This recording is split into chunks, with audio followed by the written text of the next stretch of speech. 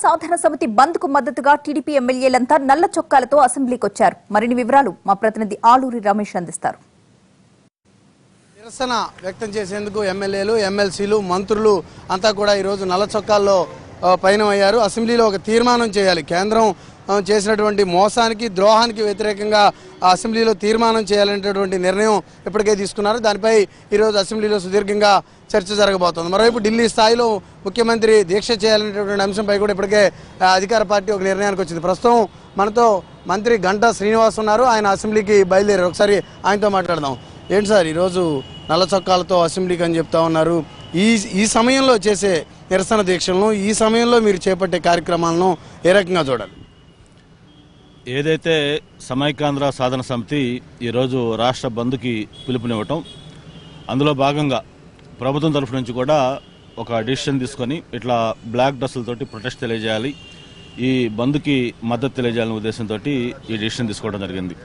ఈరోజు అందరూ శాసనసభ్యులు, శాసనమండలి సభ్యులు అందరూ కూడా బ్లాక్ డ్రెస్సులతోటి ఆయా సభలకు హాజరయ్యి ప్రభుత్వం తరఫున ప్రొటెస్ట్ కూడా తెలియజేస్తున్నాను. ముఖ్యంగా 2014 ఏదైతే రాష్ట్రం విభజించినప్పుడు రీఆర్గనైజేషన్ యాక్ట్ ప్రకారం మనకు కొన్ని ఫెసిలిటీస్ క్రియేట్ చేశారు.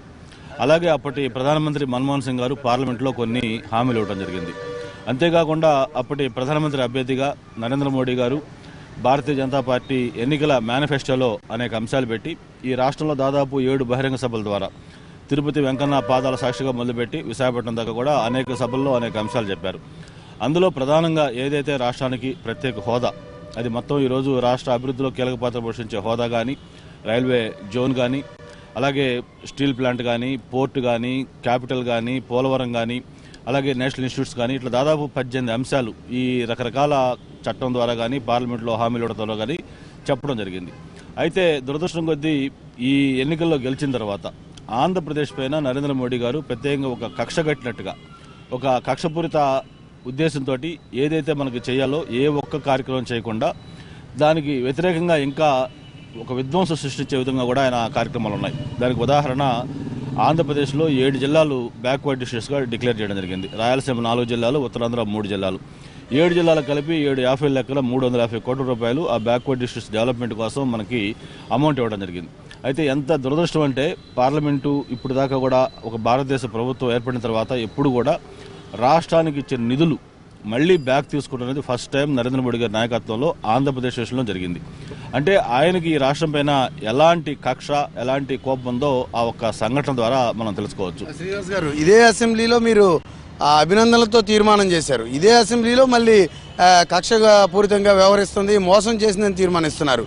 మీ వైఖరిలో ప్రశ్నించే పరిస్థితి రావడం లేదా? ఇతర రాజకీయ పక్షాలు అధికార పార్టీని ప్రశ్నించడానికి అవకాశం లేదంటారా? ఇక్కడ మా వైఖరిలో ఎలాంటి తప్పు కూడా లేదు. మేము ఈ ప్రత్యేక హోదా ఇవ్వట్లేదు, ఈ నీతి ఆయోగ్ ఒప్పుకోలేదు, ప్లానింగ్ కమిషన్ ఒప్పుకోలేదు, దేశంలో ఎక్కడ ఏ రాష్ట్రానికి కూడా మేము ఆ ప్రత్యేక హోదా ఇవ్వట్లేదు, ఆ ప్రత్యేక హోదాకి సమానమైన ప్యాకేజ్ ఇస్తామని చెప్పిన మాటలు మేము నమ్మి దాన్ని స్వాగతించాం. కానీ అన్ఫార్చునేట్గా తర్వాత చూస్తే మన రాష్ట్రానికి ఒక్కదానికి అది ఇవ్వలేదు తప్ప మిగతా 7 ఈశాన్య రాష్ట్రాలకి అవన్నీ ఇచ్చారు.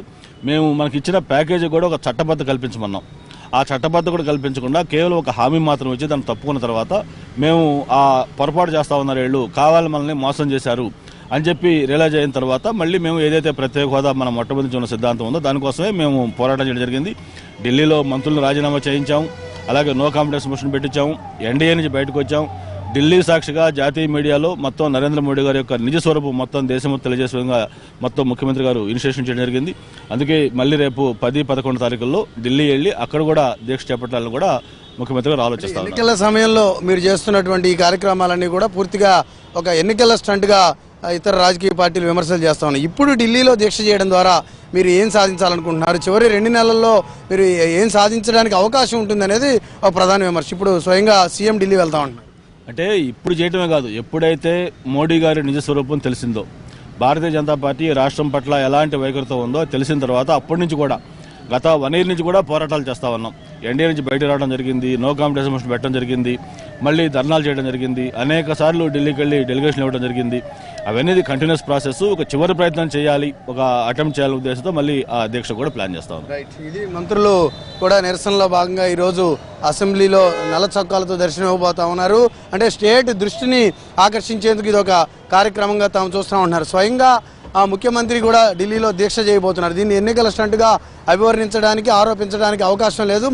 మేము ఎప్పటి నుంచో రెగ్యులర్గా చేస్తున్నటువంటి నిరసనలో భాగంగా ఇది ఒక మరో స్టేజ్కి తీసుకెళ్లేందుకు తాజా నిరసనలు ఉంటున్నాయి. కేంద్రంపై ఒత్తిడి తెచ్చేందుకు, దేశం దృష్టిని ఆకర్షించేందుకు ఈ రకమైనటువంటి కార్యక్రమాలు చేపట్టామని చెప్పేసి మంత్రులు చెబుతా ఉన్నారు.